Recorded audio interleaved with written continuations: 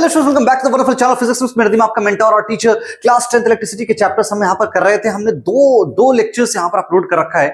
ये third lecture होने वाला है जहां पर हम बात करने वाले हैं जो टॉपिक जहां तक पढ़ लिया था उसके आगे। ठीक है, तो अभी तक हमने रेजिस्टेंस, रेजिस्टिविटी वगैरह हमने कंप्लीट कर लिया था। आज के इस लेक्चर में कोशिश करेंगे, आज का लेक्चर ऐसा होगा जहां पे सारे टॉपिक्स हम यहाँ पर खत्म कर दें इसी लेक्चर में। कुछ क्वेश्चंस भी करेंगे जो कि इंपॉर्टेंट होंगे, जो कि आपके कॉन्सेप्ट बेस्ड होंगे।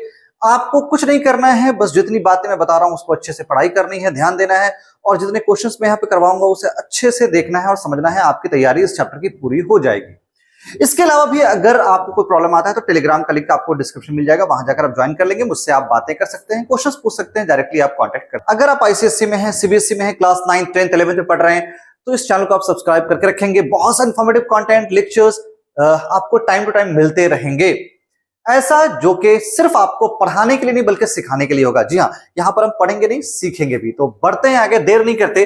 तो आज का सबसे पहला टॉपिक जो हम पढ़ने जा रहे हैं, जहां तक हमने पढ़ लिया था उसके बाद, that will be combination of resistances. ठीक है, चलो तो शुरू करते हैं आज का टॉपिक। चलिए एक सेकंड, हाँ चलिए आगे बढ़ते हैं। यहां देखो, अगर हम शुरू करेंगे ना, अगर हम बात करें रेजिस्टेंस की, तो हमें पता है कि resistance is simply a device which restricts the flow of current. Current के फ्लो को रोकने की कोशिश करता है, ऑब्स्ट्रक्ट करता है करंट के फ्लो को। तो इसे चाहिए क्यों चाहिए? अगर फ्लो को रोक रहा है तो ये हमें इसलिए चाहिए कि बहुत सारे अप्लायंस ऐसे होते हैं जहां पर हमें करंट अपने अकॉर्डिंगली चाहिए, हमें ज्यादा करंट नहीं चाहिए, या फिर हमें करंट को रोककर हीटिंग इफेक्ट प्रोड्यूस करना है, या फिर कोई भी कारण हो सकता है वहां पर। तो करंट जितना चाहिए अप्लायंस में उतना ही जाए, उसके लिए हम रेजिस्टेंस का यूज करते हैं। और हमें पता है कि रेजिस्टेंस को हम शो कैसे करते हैं, ये भी आपको पता है कि रेजिस्टेंस को सिंबॉलिकली इस तरह से शो किया जाता है। इसकी यूनिट क्या होती है वो भी आपको पता है। रेजिस्टेंस की यूनिट होती है ओम, जिसकी सिंबल कुछ इस तरह होती है। ये सब अब चीजें आपको पहले हमने बता रखा है। आगे हम बात करने वाले हैं कि क्या रेजिस्टेंसेस सिर्फ एक लगाएंगे? नहीं, अगर हमें रेजिस्टेंसेस किसी पर्टिकुलर वैल्यू की चाहिए तो हम बहुत सारे रेजिस्टेंस को कंबाइन भी कर सकते हैं सर्किट के अंदर। तो अगर हम बात करें कि रेजिस्टेंस को कंबाइन कैसे करेंगे, तो there are 3 ways by which we can combine the resistances. वहां पर देख लो, सबसे पहला जो कॉम्बिनेशन होगा that is series combination. Series combination, ठीक है, यानी कि सीरीज कॉम्बिनेशन से हम रेजिस्टेंसेस को लगा सकते हैं। The next combination would be parallel combination. Parallel combination, ठीक है। And the third combination in which we can combine the resistances in both series and parallel, जिसे हम कहते हैं मिक्स्ड कॉम्बिनेशन। क्या कहेंगे इसे हम? Mixed combination. मिक्स्ड कॉम्बिनेशन के ऊपर ही बहुत सारे क्वेश्चंस आपको एग्जाम्स में भी पूछे जाते हैं। सिंपली आपको पैरेलल और सीरीज नहीं मिलने वाला। अगर आपको पहचानना हो कि विच वन इज सीरीज और which one is a parallel, बहुत सिंपल है। अगर रेजिस्टेंसेस इस तरह से कनेक्टेड है, बिल्कुल एक लाइन में कनेक्टेड है, अगर वायर को आप इस तरह से देखें कि वो एक सिंगल वायर है हमारा, कहीं पर भी जंक्शन नहीं आ रहा है जहां से करंट आपका बट रहा हो, इन दैट केस हम कह सकते हैं ये हमारा सीरीज, दो रेजिस्टेंसेस हमने सीरीज में लगाए हैं। पैरेलल आपको पता है पैरेलल कैसे होता है, एक के सामने दूसरा होगा। ये आपका कौन सा कनेक्शन है? दिस इज पैरेलल कनेक्शन, जिसमें दो रेजिस्टेंसेस हमने इस तरह से लगाए हैं कि अगर करंट पास करेगा तो करंट यहां भी जाएगा और करंट यहां भी जाएगा, बढ़ जाएगा, एक जंक्शन मिल जाएगा जहां से दो वायर अलग निकल रहे होंगे। ठीक है, पैरेलल कनेक्शन। मिक्स कनेक्शन में क्या होता है? We can combine both series and parallel together. हमने सीरीज और पैरेलल को साथ में कनेक्ट कर दिया। वो किसी तरह से भी कॉम्बिनेशन हो सकता है, लेकिन इस तरह से हमने कंबाइन किया, ये मिक्स कनेक्शन होगा। सॉल्व कैसे करना है वो सब हम सॉल्व करेंगे, तो डिस्कस करेंगे, बहुत सारे क्वेश्चंस बाद में करेंगे अभी, लेकिन अभी के लिए सिर्फ इतना ही आपको ध्यान रखना है कि किस किस तरह के कॉम्बिनेशन होते हैं। आगे हम बात करने वाले हैं कि सीरीज कॉम्बिनेशन। सीरीज कॉम्बिनेशन को सॉल्व कैसे करना है, उसकी वैल्यू कैसे करनी, फाइंड आउट करनी है। अगर बहुत सारे रेजिस्टेंसेस दे रखे हैं तो हमें क्या करना है कि इक्विवेलेंट रेजिस्टेंस फाइंड करना है। क्या करना है? इक्विवेलेंट या टोटल, या फिर आप यूं कह सकते हो रिजल्टेंट फाइंड करना है। तो सीरीज कॉम्बिनेशन में आप क्या फाइंड आउट करते हो? रिजल्टेंट। आप उसे रिजल्टेंट बोल सकते हो, है ना, या फिर आप बोल सकते हो बच्चा इक्विवेलेंट रेजिस्टेंस, इक्विवेलेंट रेजिस्टेंस, या फिर आप कह सकते हो टोटल। कई जगह टोटल भी लिखा होता है, टोटल रेजिस्टेंस।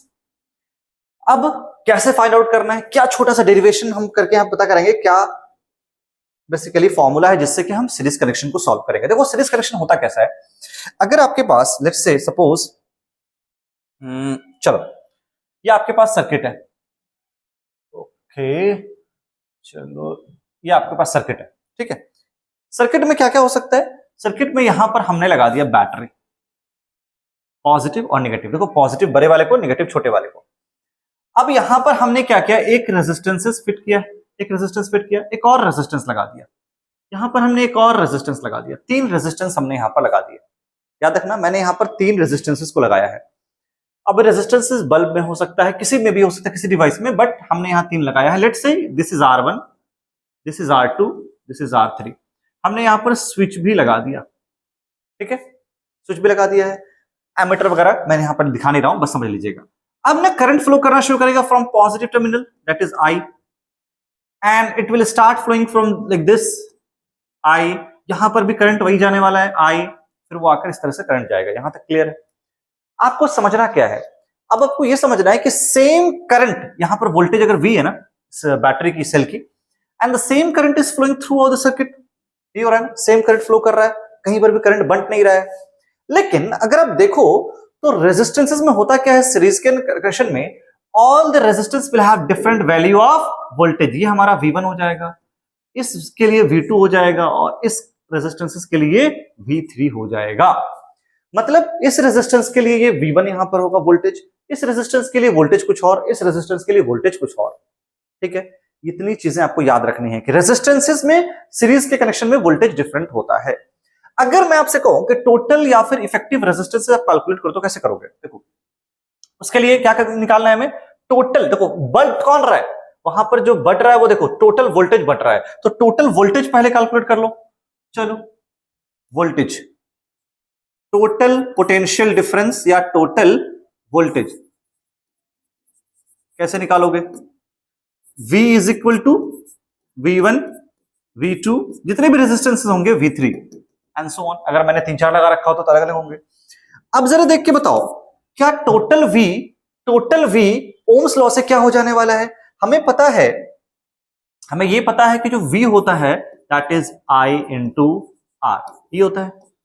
तो करंट और टोटल इफेक्टिव रेजिस्टेंसेस, मैं इसे लिख सकता हूं I, V is equal to I, और total resistances that is R effective, R effective, effective resultant की जगह इफेक्टिव भी लिख सकते हो आप, कोई दिक्कत नहीं यहां पर।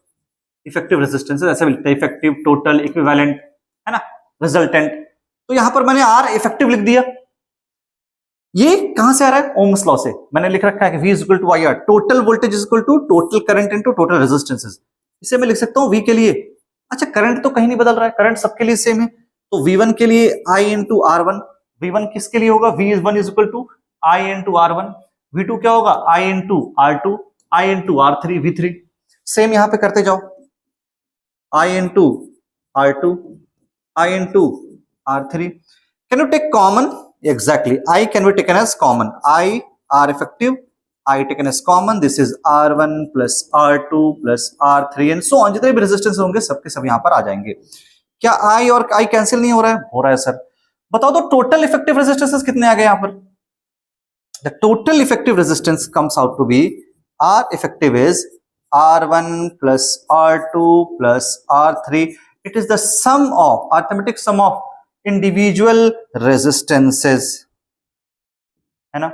यहां पर आपको ये समझ में आ गया, चलो क्लियर, ये नोट डाउन कर लो।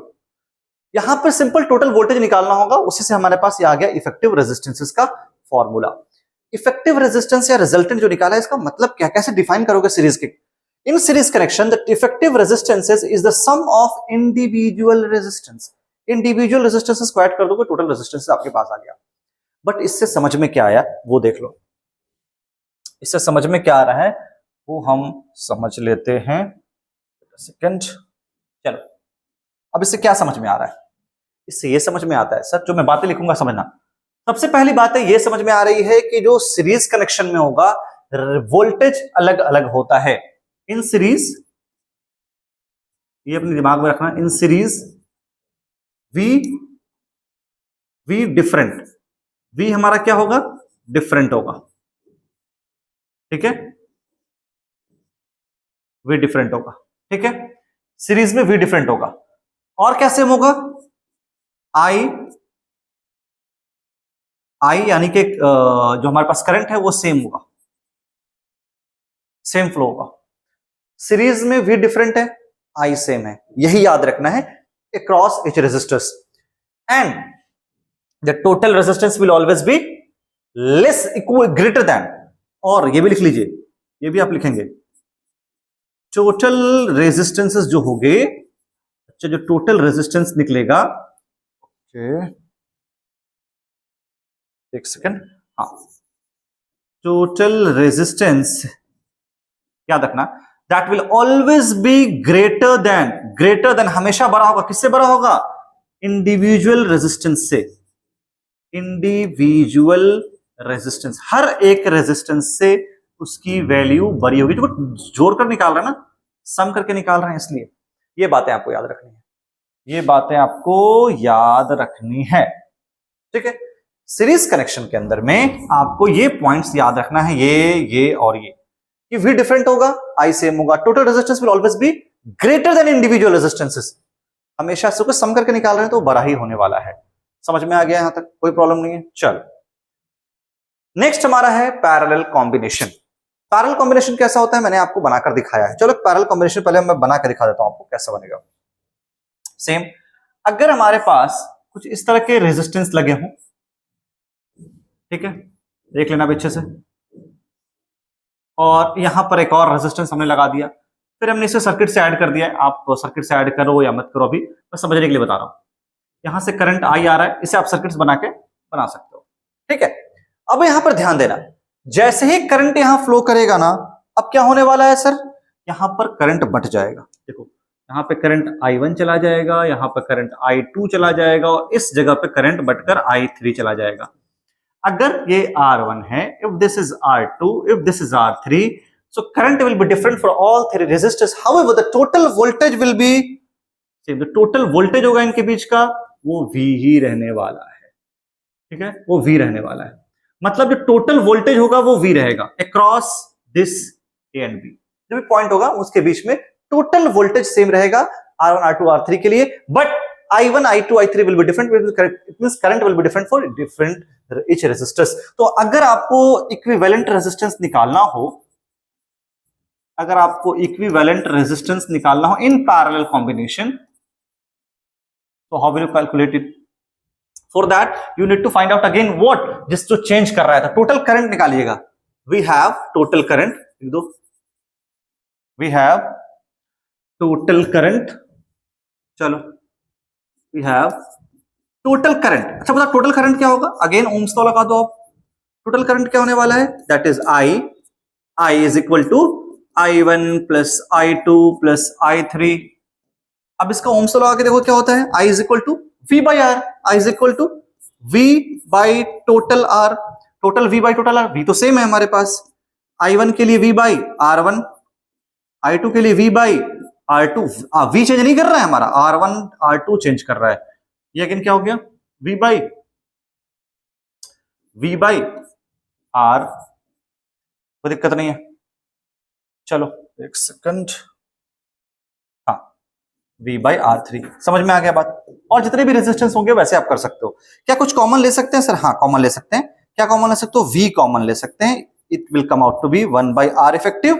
ठीक है, यहां से भी V कॉमन आ सकता है, ये हमारे पास सम आ जाएगा R1 plus R2 1 plus R3। अब जरा देखो कुछ कट रहा है क्या? हाँ सर कट रहा है। क्या कटने वाला है जरा देखो, V and V gets cancelled. Finally we have the total effective resistance that comes out to be V is equal to 1 by R is equal to 1 by R effective is equal to 1 by R1 plus 1 by R2 plus 1 by R3 so on। जितने भी resistance हो गए सबका reciprocal निकाल दो। अब इससे क्या समझ में आया? जल्दी सोचो, इससे क्या समझ में आ रहा है? इससे यही समझ में आ रहा है बच्चा कि टोटल रेजिस्टेंस जो होगा that will be, the total resistance होगा दैट विल बी, सेकंड, हाँ देखो, हमेशा रेसिप्रोकल होगा इंडिविजुअल का। ठीक है, इंडिविजुअल का। चलो अब समझ में आ गया। The total resistances in case of the reciprocal of total resistance in case of parallel combination is the sum of individual resistance reciprocal of individual। Individual का रेजिस्टेंस का जो रेसिप्रोकल निकाल दो, उसका जो सम आएगा ना वो इफेक्टिव का रेसिप्रोकल के बराबर होगा। बाद में सॉल्व कर लो एलसीएम निकाल के, तो सॉल्व करेंगे तो समझ में आ जाएगा। अब इसमें क्या बातें याद रखनी है वो भी याद रख लो। चलो वो भी देख लेते हैं क्या बातें हमें याद रखनी है। इसमें आपको याद रखना है आई चेंज कर रहा है, वी सेम है। इसमें क्या होता है इन पैरेलल, आई यानी करंट सेम रहता है, does not change. However we change, sorry we उल्टा लिख दिया मैंने यहां पे, करंट यहां पर सेम नहीं रहता है, करंट चेंज करता है पैरेलल में। Current changes across each resistance, however V remains same, V remains same. And जो टोटल रेजिस्टेंस होगा, जो टोटल या इफेक्टिव रेजिस्टेंस होगा ना, याद रखना जो बातें बता रहा हूं, टोटल रेजिस्टेंस होगा that will always be less than individual, हर एक से कम होने वाला है। इंडिविजुअल रेजिस्टेंस जो टोटल होने वाला है वो कम होने वाला है सारे इंडिविजुअल से, मतलब इसकी वैल्यू इसकी वैल्यू इसके, इन सब से कम होने वाला है टोटल। ये 3 पॉइंट आप ये दिमाग में रखेंगे, ठीक है। आई होप समझ में आ गया। बहुत सिंपल है, हमें ये समझना है कि ये कैसे आ रहा है ताकि डेरिवेशंस आपके एग्जाम्स में आए तो आप कर लें। क्लियर है ना। चलो इस पे क्वेश्चन करते हैं, क्वेश्चंस करते हैं। आई होप के समझ में आपको आ जाएगा। बहुत सिंपल सा क्वेश्चन है, पहले समझ लेते हैं क्या है। A resistance of 6 ohms is connected in series with another resistance of 4 ohm। 6 ohm और 4 ohm को हमने कनेक्ट किया है। आप देख के समझ पा रहे होंगे ये सीरीज कनेक्शन में हमने कनेक्ट किया है, ठीक है। चलो, a potential difference of 20 volt, याद रख लीजिए क्या है वहां पर, applied across the combination, calculate the current, हमें क्या निकालना है, calculate the current and the potential difference across 6 ohm resistance, और फिर potential difference भी निकालना है इसके across। अच्छा, ये तो पता है आपको कि potential difference जो होगा वो डिफरेंट होगा सब सीरीज के अंदर में, ये मैंने आपको बता रखा है। तो सबसे पहले गिवन क्या क्या है वो हम लिख लें क्या? हाँ सर, गिवन लिख लेते हैं। गिवन है हमारे पास R1, देखो R1, अगर R1 R2 नहीं है तो काम करते हैं, सबसे पहला काम कर लेना कि आप R1 R2 यहां पर लिख देना ताकि इजी हो जाएगा आपके लिए सॉल्व करना। This is R1 and this is R2, ठीक है। बहुत सिंपल है, आप समझ लेते हो, बहुत अच्छे से एक स्टेप सॉल्व करोगे ना। चलो, R1 क्या हो गया 6 ohm and what is R2? R2 is given as 4 ohm. हमने नोमेनक्लेचर कर दिया दोनों का। Since they are in series, what we need to do, we need to find out equivalent resistance first. Total resistance तो निकालना है, हमें पूछा है ना, करंट निकालना है। तो आई तो टोटल ही होता है, तो टोटल निकालने के लिए टोटल रेजिस्टेंस चाहिए, आई तो चेंज होगा नहीं। तो चलो देखते हैं, इफेक्टिव रेजिस्टेंस सबसे पहले निकालना पड़ेगा हमें, इफेक्टिव या फिर टोटल रेजिस्टेंस जो कहते हैं। इफेक्टिव रेजिस्टेंस कैसे निकलेगा? दैट इज आर, चूंकि सीरीज में है, total effective resistance will be R1 plus R2, कुछ नहीं करना है, सम कर देना है। तो R इफेक्टिव कितना आ गया बच्चा हमारे पास, 6 प्लस 4 दैट इज 10 ओम। चलिए, 6 प्लस 4 कुछ नहीं करना है, जोड़ देना है दोनों को, 10 ओम आ गया आपके पास। 10 ओम आपके पास इफेक्टिव रेजिस्टेंस है। तो हमें तो सवाल क्या पूछा है, what we have to find, we need to find out the current and the potential difference across 6 ohm. चलो आगे बात करते हैं, हमें क्या फाइंड आउट करना है, करंट। तो सबसे पहले now we have to find out current. Current यानी कि आई फाइंड आउट करना है, करंट यानी कि आई। देखो क्या फॉर्मूला होता है ओम्स लॉ का, I is equal to V by R. हाँ सर होता है, V is equal to I R से, है ना। क्या V हमारे पास है? हाँ सर, V हमारे पास है 20 वोल्ट। क्या R हमने निकाल रखा है, टोटल वोल्टेज तो वो था, टोटल निकाल रखा है, बिल्कुल 10 निकाल रखा है। तो बचा दो, कितना हो जाएगा 2 एम्पियर। ये आपके पास आंसर आ गया 2 एम्पियर, ठीक है। ये हमने करंट निकालना है। Now we need to find out the potential difference across this. अच्छा, पोटेंशियल डिफरेंस निकालने के लिए V निकालना है ना, V के लिए चाहिए I और R चाहिए। I तो वही होने वाला है, इसमें I क्या होने वाला है, I सेम है जो अभी हमने निकाला, I चेंज कहीं नहीं कर रहा है, जो I यहां है वही I यहां जाएगा। सो I की वैल्यू यहां भी 2 एम्पियर ही होने वाली है। तो I पता है, V हमारा निकालना है, चेंज करेगा चूंकि, और R भी पता है। तो क्या मैं निकाल सकता हूं क्या? हाँ सर निकाल सकते हैं। कैसे निकालेंगे? Again we need to find out potential difference यानी कि वोल्टेज।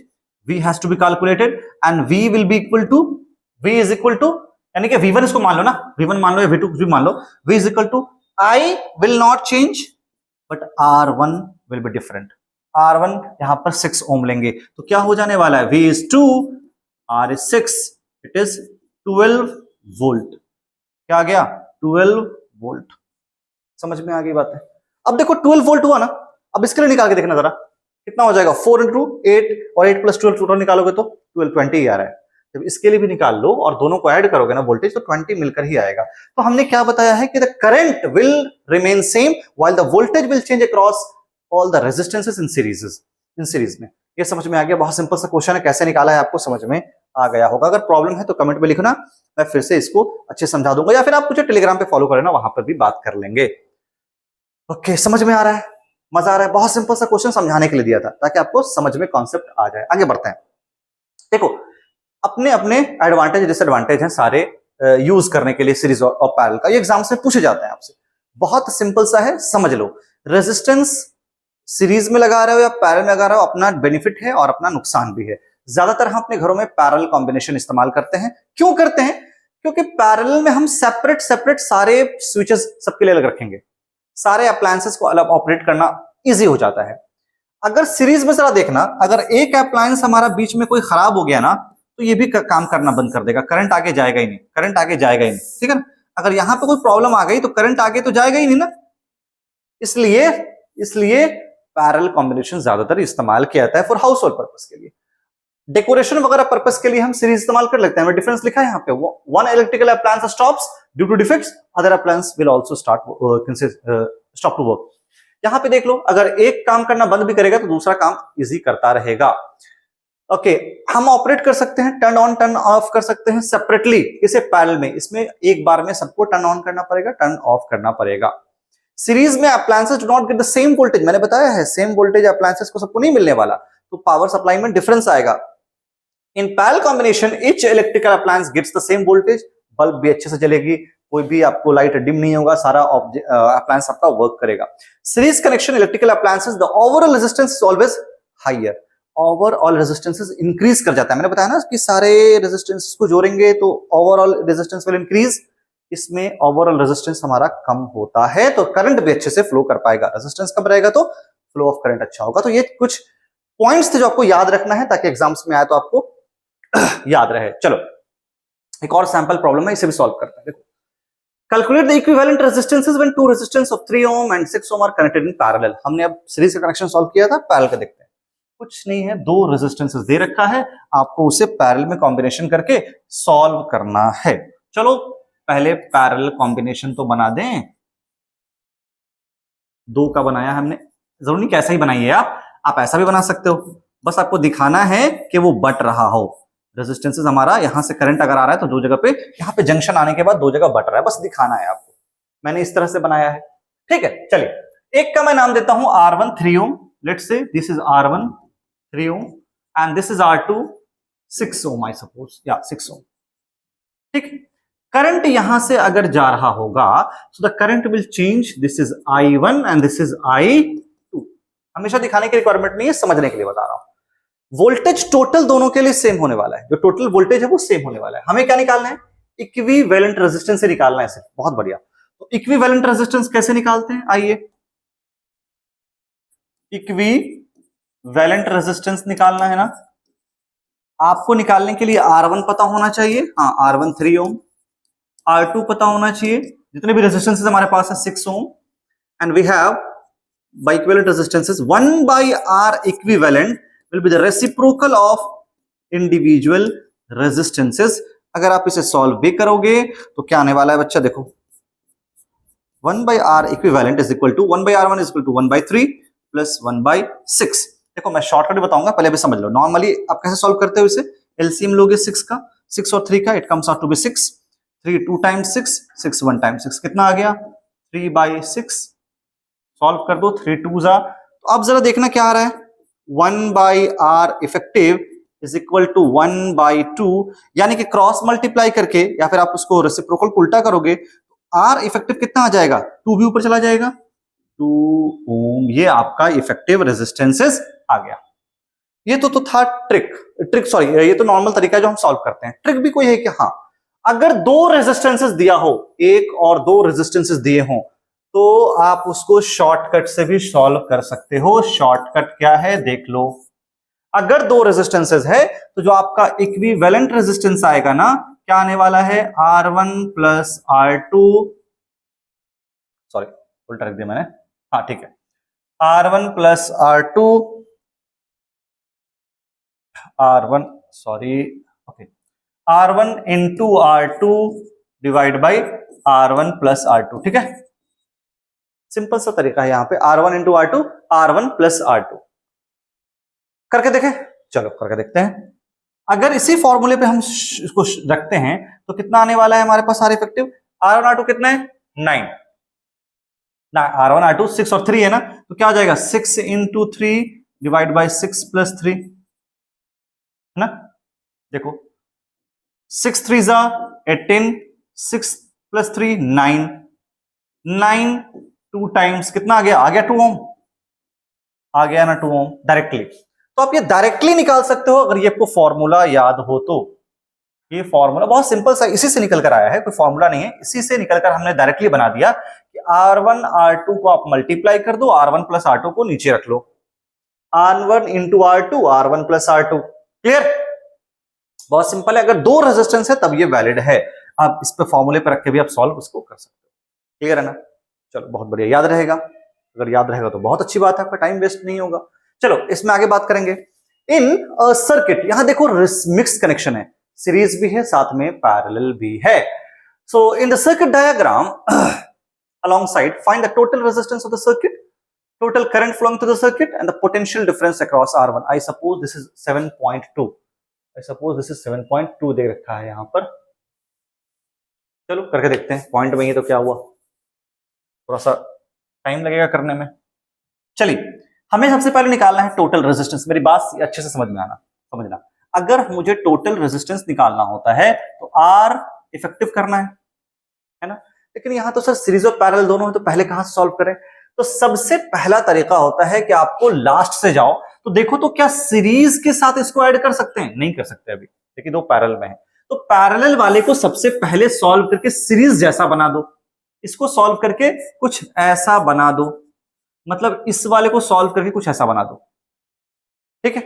तो चलो सबसे पहले नोमेनक्लेचर कर देते हैं, R1 कौन है, R2 कौन है, R3, ताकि इजी हो जाए हमारे लिए भी और आपके लिए भी सॉल्व करना। लेट्स से दिस इज, अच्छा दे रखा है R1 R2 R3 दे रखा है, चलिए बहुत अच्छा। तो सबसे पहले क्या करना है बच्चा, हमें पैरेलल कॉम्बिनेशन को सॉल्व करना है, इसे सॉल्व करना है। तो सॉल्विंग पैरेलल कॉम्बिनेशन, तो फर्स्ट इज R डैश, एक R डैश निकाल लेता हूं। कैसे निकालूंगा, अगर रूल पता है तो रूल से निकाल दो, अभी पता है shortcut 8 into 12 divide by 8 plus 12 करके देखें। अरे भाई 8 इंटू 12, ये वाला फॉर्मूला फॉर पैरेलल कॉम्बिनेशन दो के लिए वैलिड है। R1 R2 नहीं है, R2 into R3 divide by R2 plus R3, है ना। चलो करके देखते हैं कितना आ रहा है R dash, R2 into R3 8 into 12, 8 plus 12 96 by 20, ठीक है। अब इसको पॉइंट में रखना है क्या, देख के देखते हैं। 2 10 टाइम्स, 2 4 8, 2 8 16, कितना आ गया 4.8, 4.8 आ गया। चलो 4.8 ओम, ठीक है। 4.8 ओम तो ये आया है, मतलब अगर ये अभी देखो तो ये R1 प्लस R डैश, ये R डैश और ये R1, ये हमारे पास 7.2 था, 7.2 ओम एंड दिस इज 4.8 ओम, है ना। समझ गए, कुछ ऐसा बन गया। अब सर्किट हमारा कुछ ऐसा दिख रहा है, अब हमने पैरेलल सॉल्व कर दिया, सर्किट कुछ ऐसा दिख रहा है। अब क्या करना है सोचो, सीरीज कनेक्शन में सॉल्व करो, ट्राई करो इसे। अब तो समझ में आ गया ना कि अब इसे सीरीज में सॉल्व कर सकते हैं। Now this can be solved into series connection. Again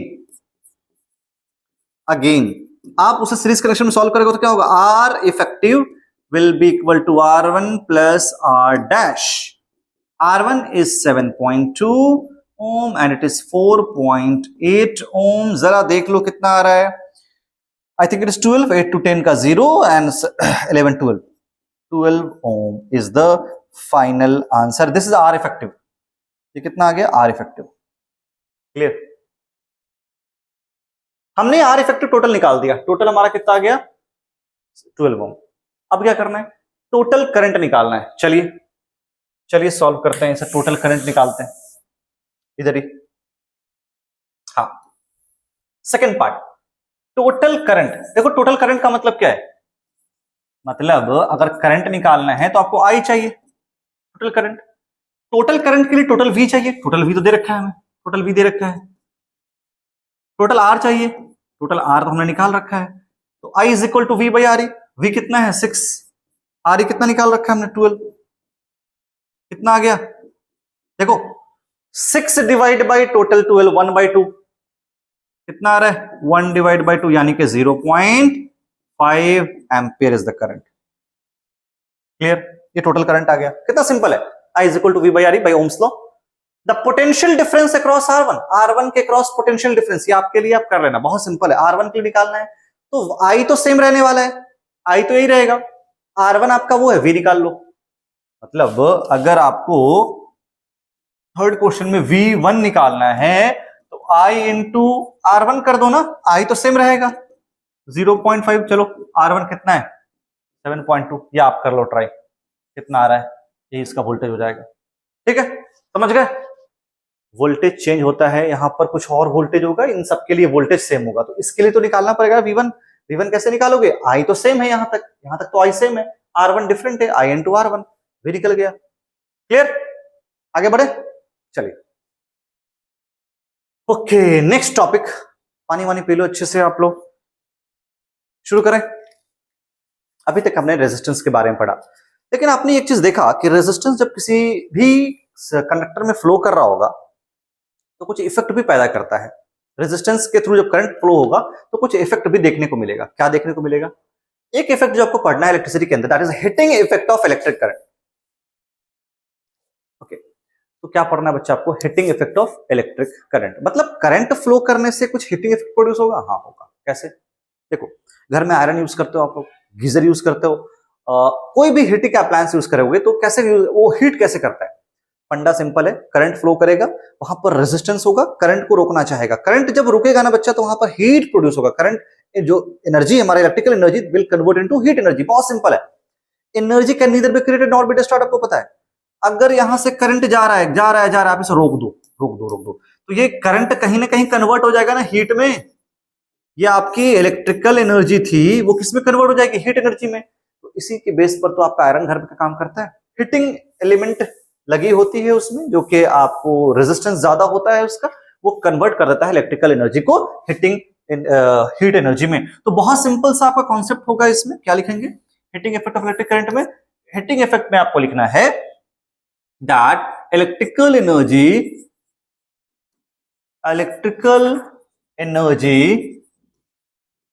is converted into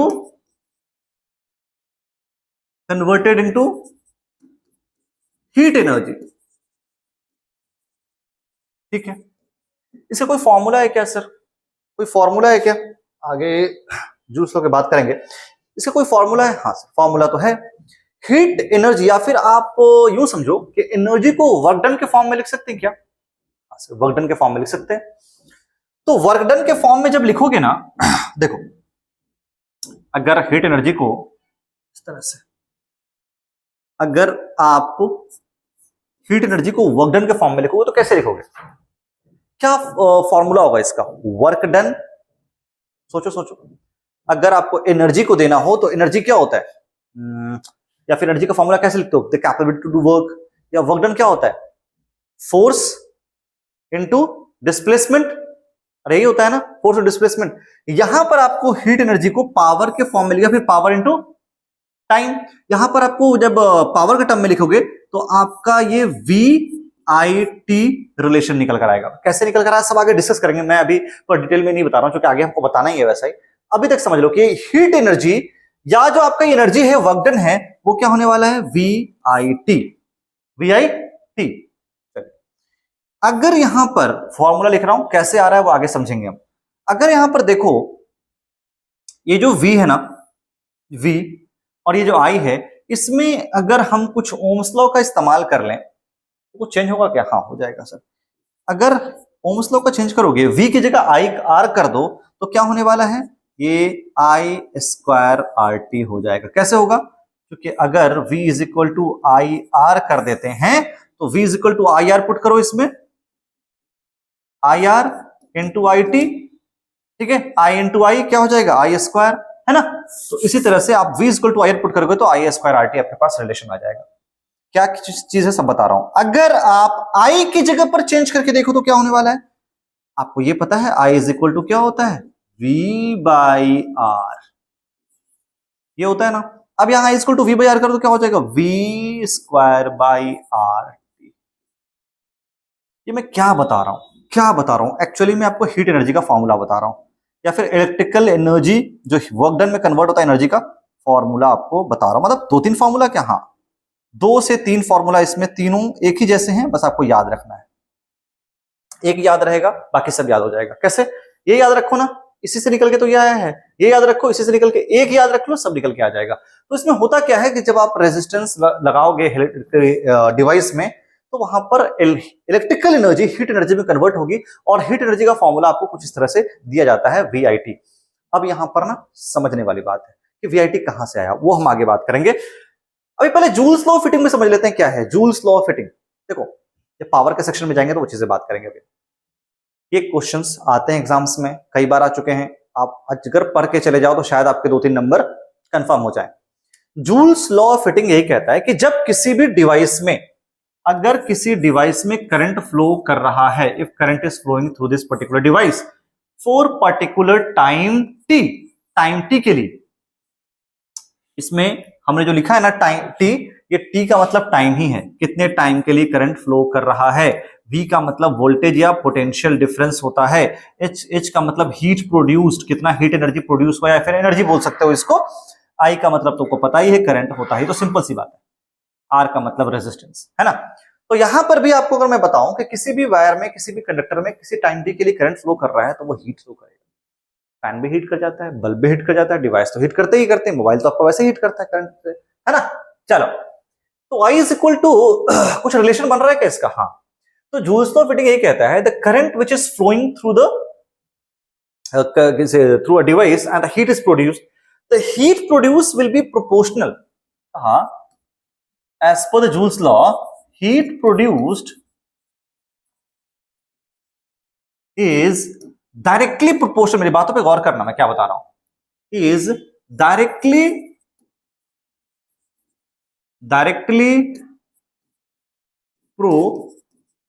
proportional to, okay, current, square of current flowing to the circuit, current flowing, जितना करंट फ्लो कर रहा है उसका स्क्वायर कर दो, उसके प्रोपोर्शनल होगा। सेकंड पॉइंट ये बोला गया that the heat produced is directly proportional, दूसरे पॉइंट में क्या बोला, is directly proportional to resistance. अच्छा, रेजिस्टेंस पे भी डिपेंड कर रहा होगा, कितना हीट प्रोड्यूस करेगा वो रेजिस्टेंस पे डिपेंड करेगा। थर्ड बात ये कहा गया that heat produced is directly proportional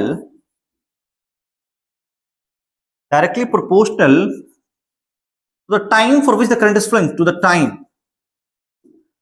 for which the current flows in a circuit, for the time for which current flows, जितने समय तक करंट फ्लो करता है उसके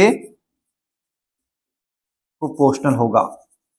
इसका क्या मतलब है ये भी अच्छे से हम समझ लेते हैं। यहां पर देखो, पहला कहा क्या है कि जो हीट प्रोड्यूस होगा, सपोज कि हीट प्रोड्यूस हुआ बच्चा H, that is directly proportional to square of current, है ना, square of current, H proportional to I square. Secondly कहा गया डायरेक्टली प्रोपोर्शनल टू रेजिस्टेंस, मतलब कि जो रेजिस्टेंस हीट होगा ना, डायरेक्टली प्रोपोर्शनल टू रेजिस्टेंस भी होने वाला है। फिर कहा that directly proportional to the time for which the current is flowing, जितने समय तक करंट फ्लो होगा उसके प्रोपोर्शनल होगा, मतलब H is directly proportional to the time for which the current is flowing. इसका मतलब ये कि अगर मैं इस तीनों को कंबाइन कर दूं हीट प्रोड्यूस्ड के टर्म्स में, तो पता है हमारे पास क्या रिलेशन आएगा, हमारे पास रिलेशन कुछ इस तरह का आ जाएगा। देखो एक सेकंड, हाँ, एक सेकंड, चलो क्या रिलेशन आएगा हमारे पास? रिलेशन ये आ जाता है, अरे भाई सही से रह जाओ, हाँ चलो, हमारे पास ये रिलेशन आ जाता है H is equal to I square R T. ये जो रिलेशन है, ये जो रिलेशन आपके पास आ रहा है, ये रिलेशन कहलाता है जूल्स लॉ ऑफ हीटिंग। इसी रिलेशन को हम नाम देते हैं जूल्स लॉ ऑफ हीटिंग। क्या है जूल्स लॉ? कितनी चीजें बोल दिए जूल, ये आपको पूरा लिखना पड़ेगा। Joules law of heating states that heat produced in a conductor या heat produced is directly proportional to a square of current, directly proportional to resistance and directly proportional to the time for which the current is flowing। तीनों combine करो, आई square R T. ये formula कहां से है? अभी हमने बताया आई square R T, यही फॉर्मूला है जूल्स लॉ ऑफ हीटिंग का। क्लियर है? कोई प्रॉब्लम नहीं है? लिख लिया सबने? लिख लो अच्छे से बच्चा, आगे बात करेंगे। पावर, अब देखो बहुत इजी से टॉपिक है, इस तरह मैं इसको पेस बढ़ा रहा हूं अपना, ताकि आपको समझ में भी आ जाए और इजी आपको कॉन्सेप्ट भी आपको समझ में आने लगे। अभी तक अपने हीट एनर्जी के बारे में बात कर लिया। जब करंट फ्लो करेगा उसे हीटिंग इफेक्ट कहते हैं। हीटिंग इफेक्ट बता दें कि electrical energy is converted into heat energy because of resistance. बहुत सारे अप्लायंसेस पे काम करते हैं, एग्जांपल्स वगैरह मैंने आपको दे दिया, geyser, rod, iron and so on. अब यहां पर पावर के बारे में बात करना जरूरी है, बिकॉज अगर आप कोई भी इलेक्ट्रिकल अप्लायंस लाते हो तो उसमें पावर की रेटिंग होती है जिसे हम कहते हैं वॉट। 10 वॉट, 100 वॉट, फैन की आप लोगे, बल्ब लोगे, कोई भी अप्लायंसेस होगे उसमें वॉट लिखा होता है। ये वॉट क्या है? ये वॉट पावर ही है। तो पावर के बारे में पढ़ना जरूरी है। पावर क्या है? देखो, अगर आपको याद हो पावर कहते किसे हैं? पावर बराबर होता है वर्क डिवाइड बाय टाइम। क्या होता है? Work divide by time. अगर पावर का फॉर्मूला याद हो आपको, पिछले क्लास में अगर याद किया हो 9th में, तो पावर क्या होता है? Power is equal to work divide by time, है ना? अच्छा, अगर मैं इन वर्क को एनर्जी के फॉर्म में बताऊं तो यहां पर कौन सी एनर्जी है? Heat energy. तो rate of flow of charge तो करंट होता है, तो हमने पढ़ रखा है। यहां पर rate of heat produced, rate of heat produced, कितने समय में कितना हीट का प्रोडक्शन हो रहा है, उससे ही हम कहते हैं पावर। क्योंकि वर्क यहां पे क्या आ जाएगी? एनर्जी। वर्क यहां पे क्या? एनर्जी के टर्म्स में, energy divide by time. Energy कौन सी? Heat energy. अब जरा देखो तो उसको लिखोगे कैसे, आप डिफाइन कैसे करोगे? रेट ऑफ हीट प्रोड्यूस्ड, कैसे बोलेंगे इसे? रेट ऑफ, टाइम से डिवाइड है तो रेट ही होगा ना, कितने समय में, the heat produced per unit time. Rate of heat produced, कितने समय में कितना हीट का प्रोडक्शन हो रहा है, कितना वर्क डन हो रहा है। रेट ऑफ डूइंग वर्क, कौन सा वर्क? इलेक्ट्रिकल एनर्जी वाला जो वर्क कर रहे हैं, कन्वर्जन में जो वर्क कर रहे हैं वो। तो एनर्जी को आप यहां लिख सकते हो क्या? Heat by time, heat energy by time. हाँ लिख सकते हैं सर। अगर आप देखो पावर के फॉर्मूले में ये हीट एनर्जी बाय टाइम है, तो हीट एनर्जी को हमने क्या कहा था? हमने कहा था सर VIT। ये फॉर्मूला याद आ रहा है कि नहीं आ रहा है? Divide by time. टाइम और टाइम कैंसिल, क्या आपके पास रिलेशन आ रहा है कि P is equal to VI? हाँ सर आ गया। चलो एक और रिलेशन देखते हैं। एक क्या था? अगर मैं पावर का हीट की जगह पे ये वाला फॉर्मूला लिखूं, I square RT by T, T और T कैंसिल। अच्छा एक और फॉर्मूला आ गया P का, P is equal to I square divide by R। एक और रिलेशन देख लेते हैं, एक और देख लेते हैं। P is equal to V square by R into T divide by T। T cancel, वैसे भी हो जाना T कैंसिल। क्या रिलेशन हमारे पास? अच्छा हमारे पास एक और रिलेशन आ गया, P is equal to V square by R। ये क्या है पता है? ये पावर का 3 फॉर्मूला हो गया। जो हमने जैसे हीट एनर्जी का फॉर्मूला बताया था ना, वैसे ही पावर का 3 फॉर्मूला हो गया। 3 फॉर्मूला हो गया। अब इससे क्या समझ में आ रहा है आपको? आपको ये समझ में आ रहा है क्या? जरा देखो जरा यहाँ पे कि सर ये जो अपने फॉर्मूला बताया है, इसमें जो V और टाइम अगर हटाता जाऊं तो पावर ही है सब। बिल्कुल, power into time, power into time. तो एनर्जी वर्क डन तो यही होता है, power into time, power into time. बिल्कुल सर यही होता है। मतलब अगर आपको एनर्जी का फॉर्मूला लिखना पड़े, if you have to write down the formula of energy, ये याद रखना, अगर आपको एनर्जी का फॉर्मूला लिखना पड़े, एनर्जी कौन सी? इलेक्ट्रिकल एनर्जी, हीट एनर्जी, तो यहां पर आप लिख सकते हो that energy is equal to power into time. Simple सा। Energy is equal to power into time, यानी कि शॉर्ट में इसको और कर देता हूं, that energy is equal to power multiplied by time. ठीक है, समझ में आ गया? ये फॉर्मूला आपका हो गया। इसकी कोई यूनिट भी होगी क्या? इसकी कोई यूनिट भी है क्या? हाँ, पावर की यूनिट होती है वॉट। देख लो, समझो अच्छे से। अगर आप बात करोगे यूनिट ऑफ पावर, तो ऐसा यूनिट पावर की होती है। अगर आप पावर का फॉर्मूला देखो तो यहां पर एनर्जी बाई टाइम है, एनर्जी को आप क्या लिखोगे? जूल, टाइम को सेकंड, जूल पर सेकंड। लेकिन इसी जूल पर सेकंड को हम एक और नाम देते हैं ऐसा यूनिट में, जिसे हम कहते हैं वॉट। ये आपकी यूनिट हो गई। क्या लिखेंगे यूनिट हम? What. What is the unit of power. क्या रहा है? 5 वॉट, 10 वॉट, 100 वॉट। ये वॉट क्या बता रहा है? पावर। एक बिगर यूनिट भी है, हाँ, बिगर यूनिट, जिसे हम कहते हैं किलोवॉट। हॉर्स पावर भी होता है। हॉर्स पावर के बारे में डिस्कस नहीं कर रहे हैं अभी, हम इलेक्ट्रिकल एनर्जी के बारे में बात कर रहे हैं, तो हम किलोवाट की बात करेंगे। किलोवाट क्या रिलेशन है सर? 1 किलोवाट मतलब कि 1000 वॉट में 1 किलोवाट होता है। 1000 वॉट के अंदर 1 किलोवाट होगा। बेसिक सा चीज है, आपको याद होना चाहिए। 1 किलोवाट मतलब 1000 वॉट, है ना? क्लियर? ये सब चीजें आ गई आपको। आई होप समझ में आ रहा हो आपको। आगे देख लो। अब हम कमर्शियल यूनिट की बात करते हैं। कमर्शियल यूनिट जो घरों में हम बिजली इस्तेमाल करते हैं, इलेक्ट्रिकल डिवाइस इस्तेमाल करते हैं, जितना पैसा देते हैं, बिजली का पैसा यूज करने पर पैसा देते हैं ना, तो उसे कमर्शियल यूनिट में हम कैसे निकालेंगे? बिजली को किस यूनिट में निकालेंगे? ये तो कमर्शियल नहीं था, ये तो हम नॉर्मली हर जगह देखते हैं यूनिट, है ना? ये तो पावर की। तो बस बिजली जो खर्च कर रहे हैं, जो एनर्जी खर्च कर रहे हैं, उसकी क्या यूनिट होगी? जूल में निकालेंगे क्या? नहीं। तो किस में निकालेंगे? कमर्शियल यूनिट होती है किलो वॉट आवर। याद रखना, कमर्शियल यूनिट ऑफ पावर होता है किलो वॉट आवर, जिसे हम कहते हैं किलो वॉट आवर। देखो, कमर्शियल यूनिट ऑफ एनर्जी का मतलब क्या हुआ, कैसे ये आया, मैं समझाता हूं। कमर्शियल यूनिट ऑफ एनर्जी का मतलब हो गया कि एनर्जी बराबर पावर, किसमें? In kilowatt, time in hour. कितने घंटे तक कितने वॉट के अपने अप्लायंस को इस्तेमाल किया है, दोनों को जब मल्टीप्लाई करेंगे तो आपको जो वैल्यू आएगी किलो वॉट आवर में, ये इसकी यूनिट, जो भी वैल्यू आएगी किलो वॉट आवर में, that will be electrical energy. अच्छा, ये जो इलेक्ट्रिकल एनर्जी की बात कर रहा हूं, इस किलो वॉट आवर को, इस किलो वॉट आवर का दूसरा नाम भी है unit, also called unit.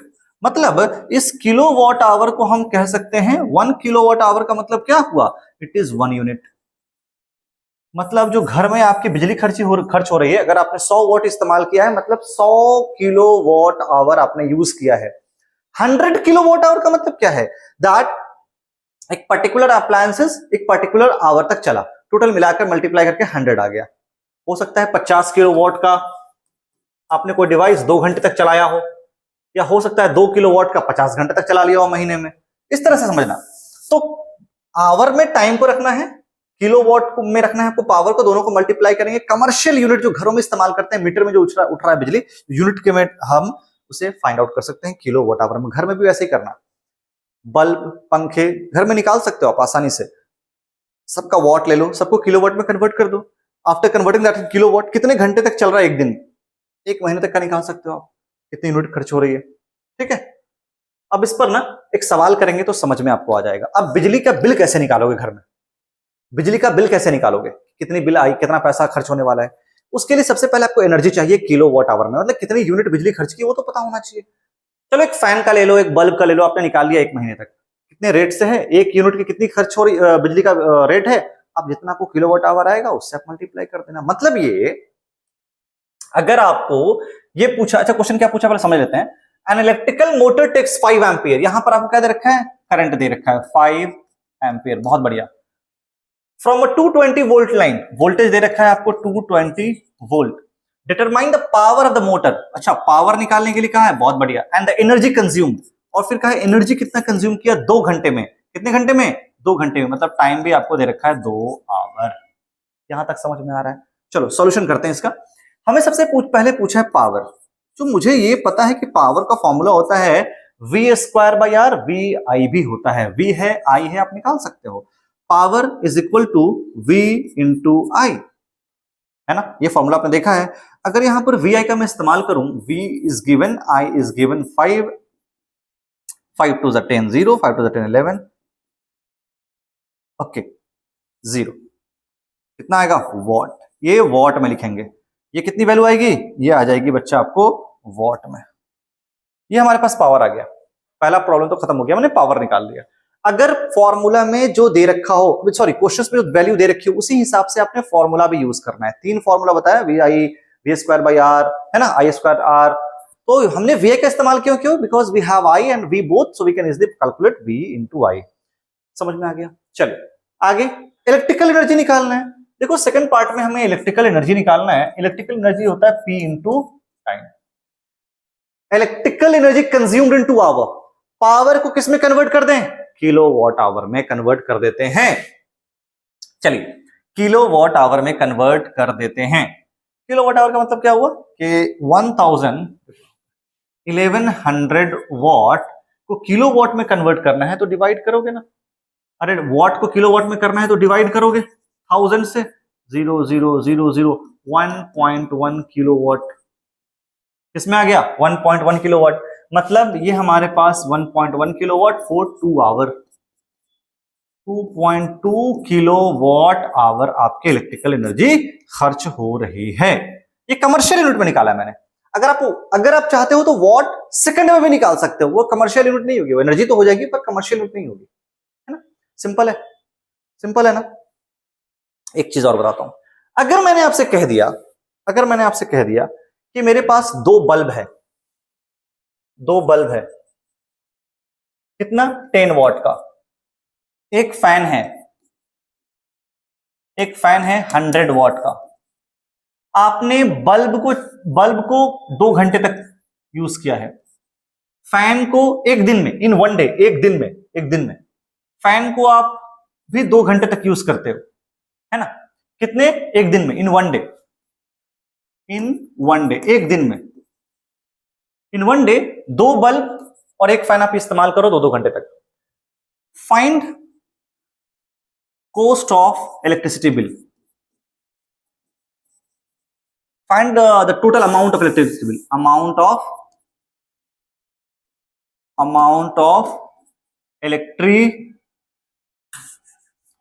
Electricity bill जो घर में आ रही है आपके, उसमें कितना पैसा लगेगा वो निकाल लो।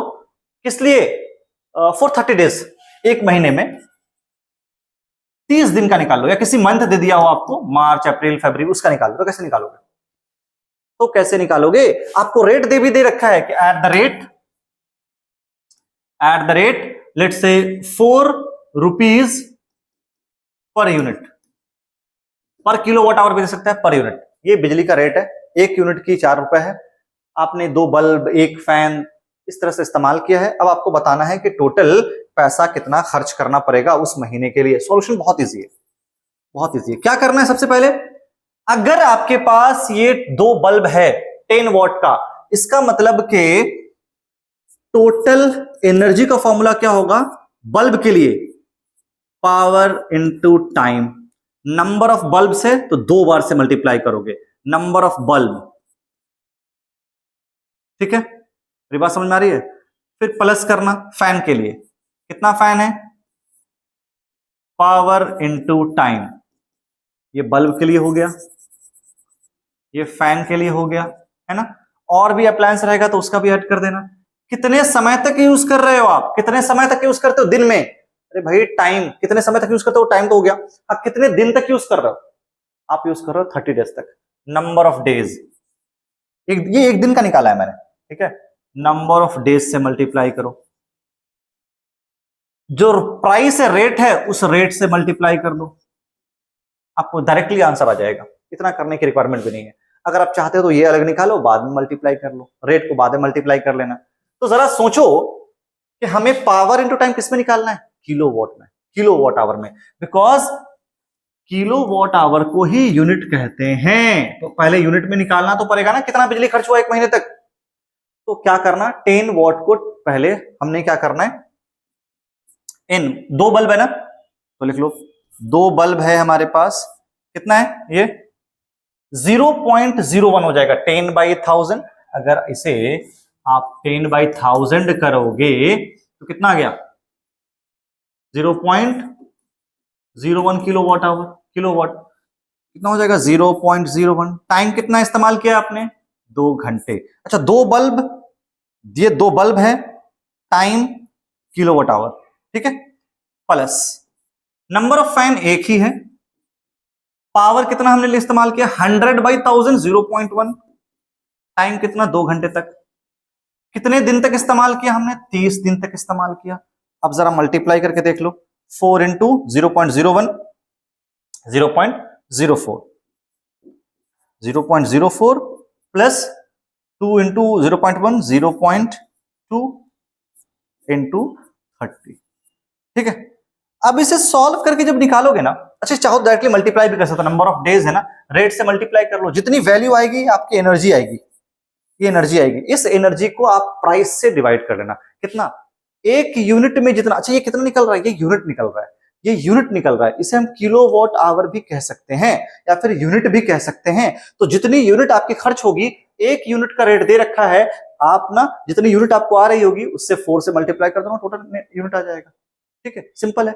मतलब power into time, power into time, power into time सारे अप्लायंस के लिए कर दो, कितने समय तक यूज कर रहा है उससे मल्टीप्लाई कर दो, रेट क्या है उससे मल्टीप्लाई कर दो, you will get the total price. अगर कई बार प्राइस नहीं पूछता आपसे, सिर्फ यूनिट पूछता है, कितनी यूनिट खर्च की, आप यूनिट तक निकाल के छोड़ दो, किलोवाट आवर में निकाल लो, दैट विल बी यूनिट, ठीक है।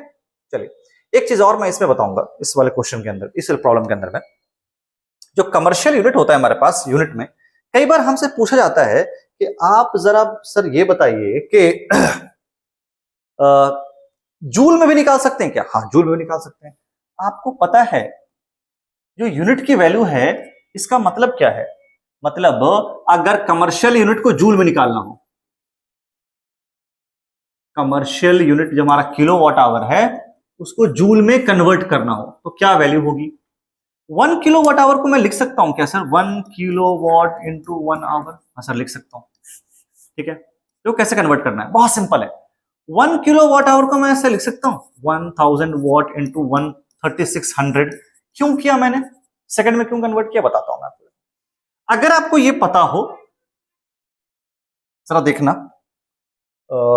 यूनिट मैंने बता रखा है, हाँ पावर की यूनिट हमने क्या बता रखी है आपको, जूल पर सेकंड, है ना। तो पावर अगर जूल सेकंड में आ जाए तो एनर्जी की यूनिट क्या हो जाएगी, एनर्जी की यूनिट ऐसे नहीं हो जाएगी क्या, जूल सेकंड भी, जूल सेकंड, मतलब जूल सेकंड क्या है, एनर्जी तो है, अरे बात समझ रहे हो, जूल सेकंड क्या है, एनर्जी है।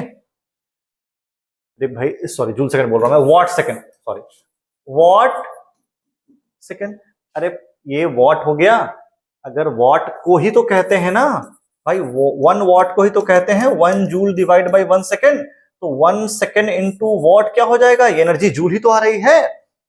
यही मैंने बताया आपको कि अगर मैं यहां पर 1 किलो वॉट को सेकंड वॉट में कर दूं, आवर को सेकंड में कर दूं, तो अगर आपको वॉट और सेकंड का मल्टीप्लीकेशन दिखेगा तो वो जूल होता है ना, वॉट और सेकंड का मल्टीप्लीकेशन जूल, अभी बताया है मैंने। तो आप इसे क्या करोगे, 36 1 2 3 4 5 1 2 3 4 5 0 लगा दो, इसको जूल में लिख दो, क्योंकि वॉट सेकंड को हम इस वॉट और सेकंड को जूल में लिख सकते हैं, ठीक है।